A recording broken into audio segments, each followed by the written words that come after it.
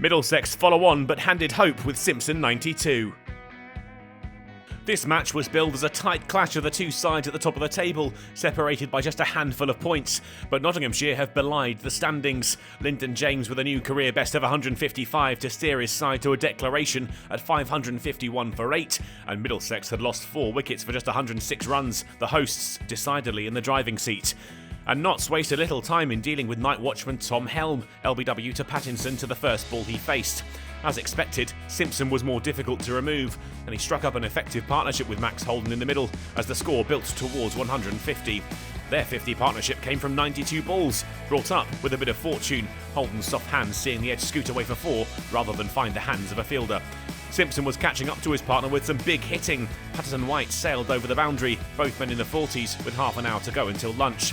Holden found his way to a half-century with back-to-back boundaries off Lyndon James. 147 deliveries needed to get there. Reason to be cheerful for under-pressure Middlesex. Simpson would join him as well. Pattinson pulled for 4. The 100 partnership racked up in the process.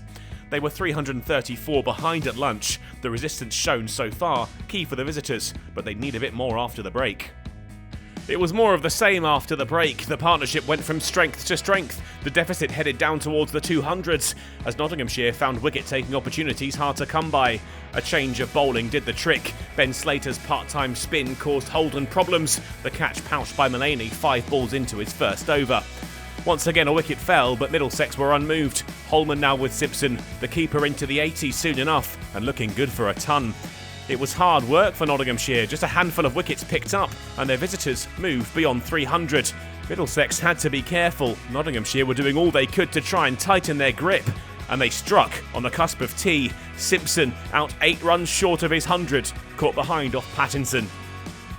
Holman was now the set bat in the middle and had to be patient, the spin of Patterson White finally breaking the piece. Back-to-back boundaries took him to a 74-ball 50. Anderson hit out, this pair picking up the baton and doing their best to cause concern in the Nottinghamshire ranks, and they were doing so effectively. The score beyond 350 and the deficit dipping below 200. Patterson brought Holman's innings to an end on 52, holing out to James deep on the leg side.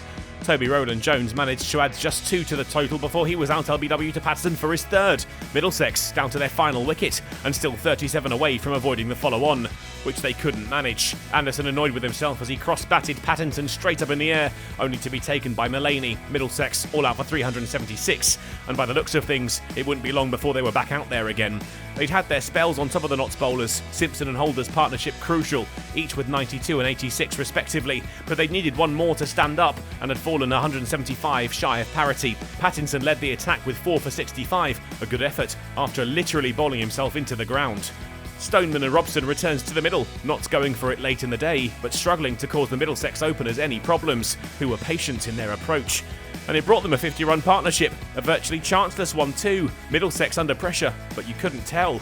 They reached the close at 63 without loss, trailing now by 112. Day 4 will be a long one for the visitors. They'll focus first on reaching parity and batting for as long as they can, with some big hitting, which their middle order is certainly capable of. There may even be designs on pushing for a win, but Notts are still in the driving seat and will be confident of sealing the victory on the final day at Trent Bridge.